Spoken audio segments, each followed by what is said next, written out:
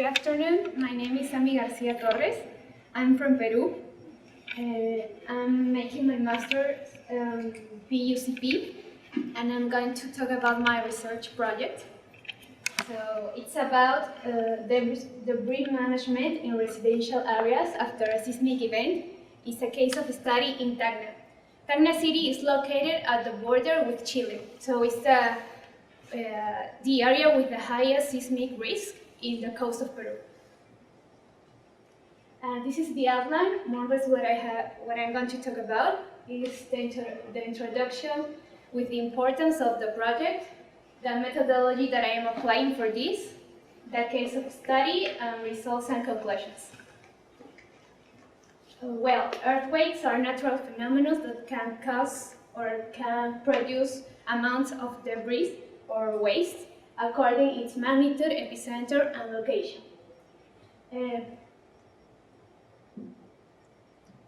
What we can see here are pictures about the earthquake produced, the earthquake that occurs in Ica at the south of Lima on 2007. And this is a picture of Arequipa in Peru on 2001. These are probably the recent earthquakes with the highest magnitudes that have occurred in Peru.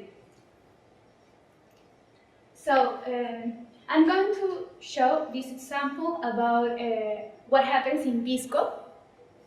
This was the situation after one day after the seismic event on 2007.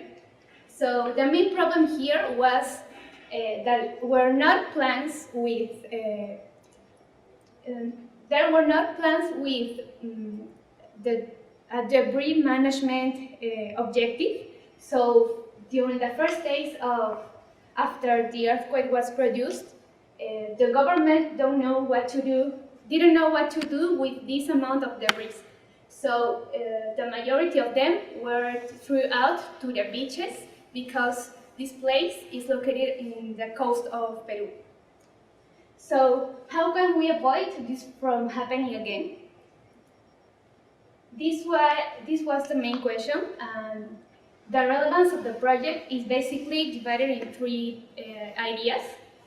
The first one is that we can establish a waste management plan to avoid consequences that can affect the population health. The second one is a planning for city reconstruction.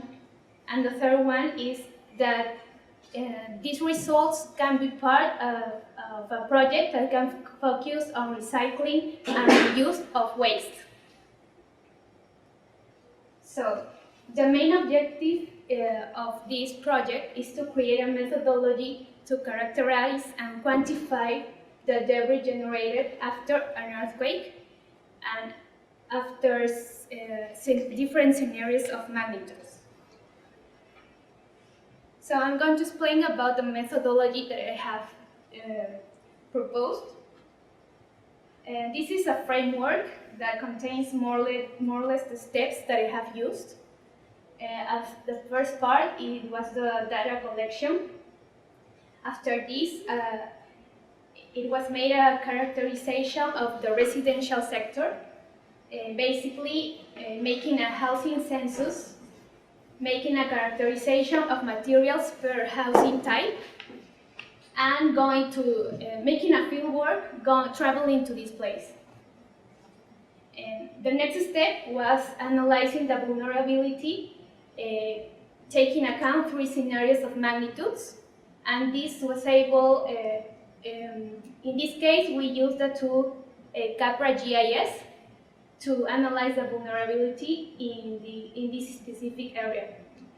And for this part, we have done a characterization of vulnerability, and we estimate a percentage of physical damage by type of housing. Next, we make the debris quantification produced by housing type, and for this, we make two steps. The first one was to establish a percentage of building physical damage versus the debris percentage for each damage state. And finally, with this relationship, we can make an interpolation with the results from CAPRA GIS, and finally get the final results about the amount of debris. After we have obtained these results, we make a material flow analysis counting the situation before the earthquake, during the earthquake, and finally a reconstruction approach, analyzing how much of new materials we have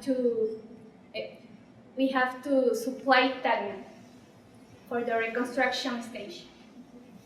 Finally, I use the software Stan 2.5 to show more or less what is the behavior of each material, and if Tacna is able to receive the necessary materials for the reconstruction stage.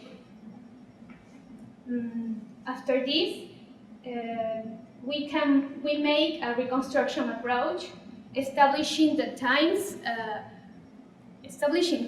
and how much months it's going to take to reconstruct all the city, and the discussion of results about focusing on resilience of Tacna and the reality of debris treatment in Peru. Basically, if these waste can be reused or recycled. This is the part for the estimation of quality of debris. We use HASUS, that is a FEMA tool, and we use a weighted average by structural elements weight. With these two parts, we get the estimation of the percentage physical damage for each damage state for housing types. And after this, we establish the relationship between this damage, this building damage, and debris percentage produced. This quantity of debris is taken by what HASUS show us. And after having this, we enter the results from CAPRA GIS and finally get the percentage of debris for each housing type for 3 scenarios of earthquake. As I said, the case of study was in Tacna, at the south of Peru. It's located here at the border with Chile, and specifically the area that we analyze, it's the one that contains these provinces: Ciudad Nueva, Cocollay, Alto de Alianza, and Tacna. What we made first, as I said, was the characterization of housing type in Tacna. And this is the table containing what type of houses Tacna has. The first one is brick or masonry type housing. The second is wood. The third one is adobe, that has a big quantity too. The fourth one is stone. The fifth one is 2 or 3 story building that is basically concrete shear wall system. And the final is straw houses.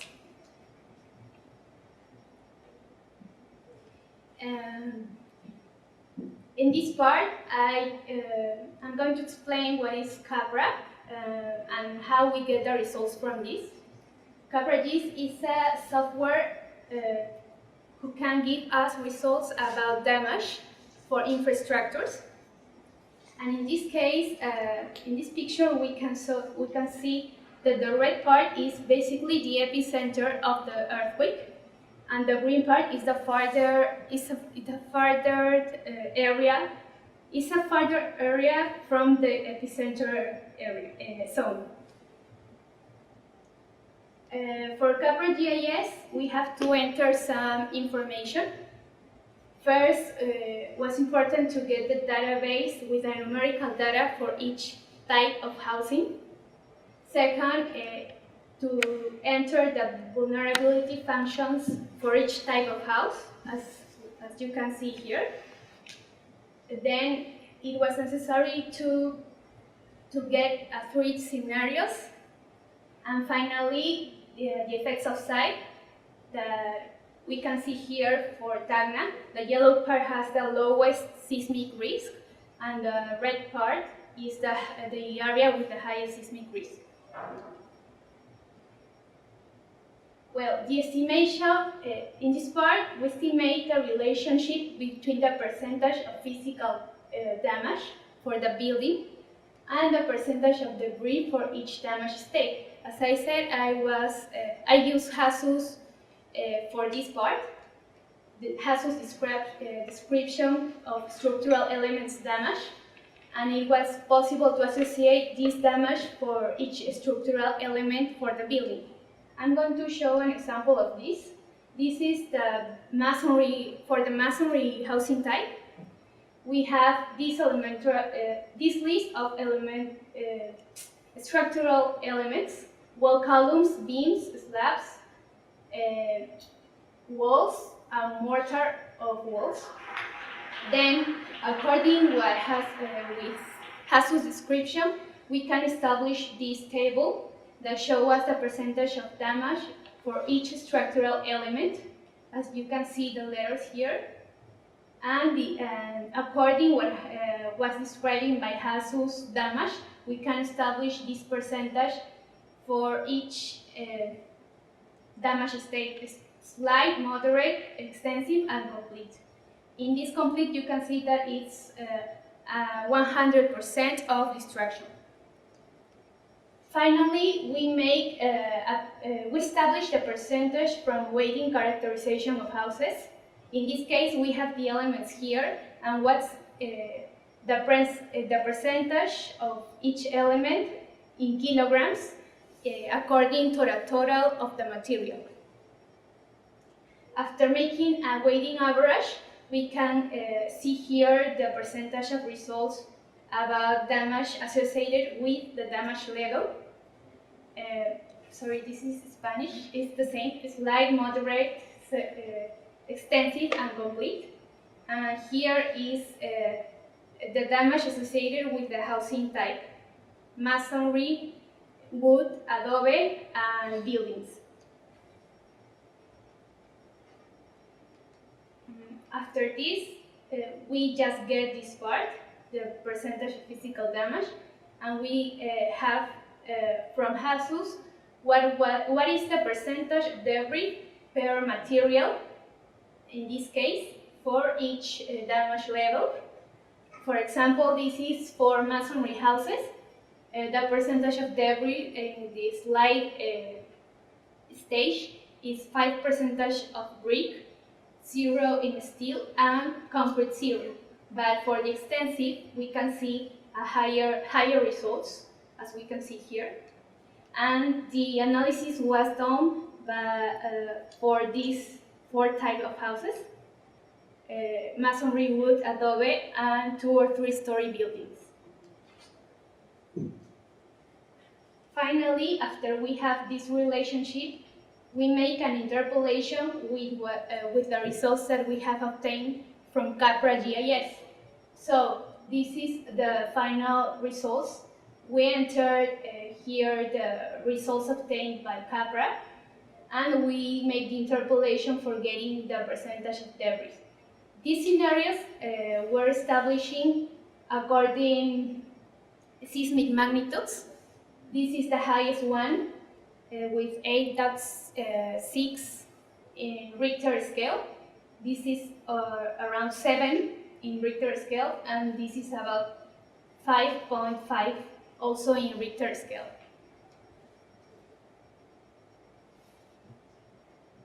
Well, after we have this, we analyze if Tacna as a city have the capacity to supply the necessity of materials for the reconstruction stage. So it was necessary to analyze what is the maximum annual production of cement and steel in this case. For example, Tacna has normally a domestic importation of cement, that this that the red points can show us the location of the plants, and also have a domestic importation for the steel material, that is the blue dot. And according to the information, Cementera Yura have a maximum annual production of this quantity of cement, tons, and Aceros Arequipa have this maximum annual production of steel. So, in this case, after this we are able to show a diagram about a material flow analysis. In this case, we count the construction sector, the residential sector housing, the housing type per residential sector, after the seismic event, the debris generation, the new material stage, and the quantities of material required for reconstructing house type 1, 5, and 3 and 6. I want to set here that in this case, as you can see, this is the masonry housing type, as we can see here also, and this is the building housing type, and you can see here also. But for this one, it was required more material in this scenario, because what we are planning to do is making a reconstruction of straw and adobe houses that has a good percentage of presence in the total of housing type, because normally this is according level status. Poor people that is located at outside the main city lives in adobe and straw houses. So the idea is to reconstruct their houses by using concrete and brick, helping them in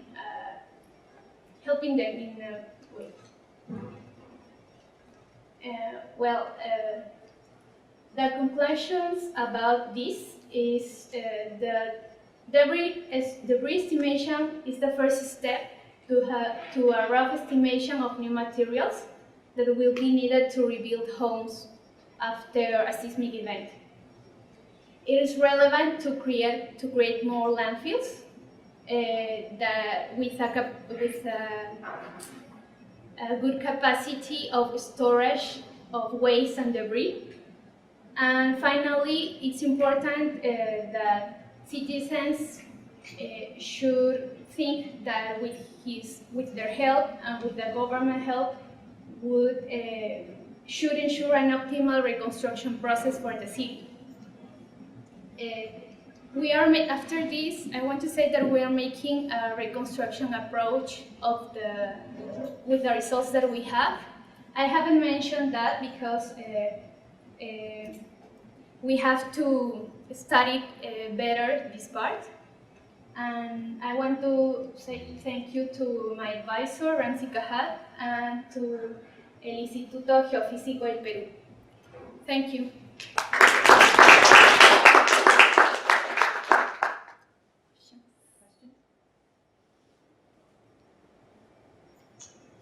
I was wondering how you thought this kind of approach might be adaptable to other regions, and what are some specific, aspects of the method that you would do to do that? Yeah, we are planning to apply this methodology for Lima, that has different type of soil, for example, than Tacna, and have another quantity of population. And it has also a different vulnerability functions for each housing type. So results must change, and we are planning to apply it to Lima, that is the capital of Peru.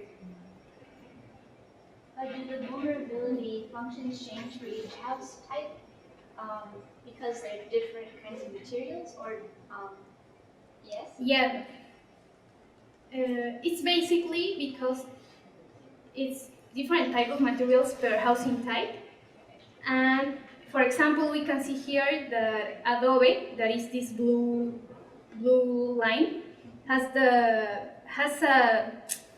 shows a bigger percentage of damage with a low acceleration. So it depends that Adobe don't have reinforcement. They don't have like steel in their construction, so it is more vulnerable when a seismic event occurs.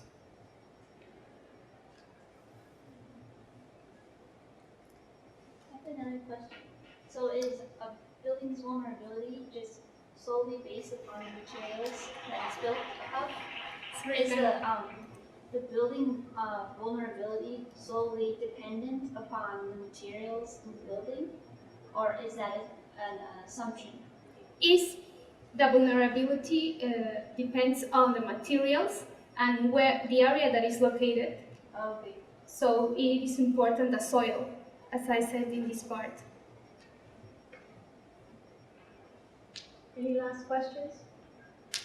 You put us right on time, Samy. Thank you.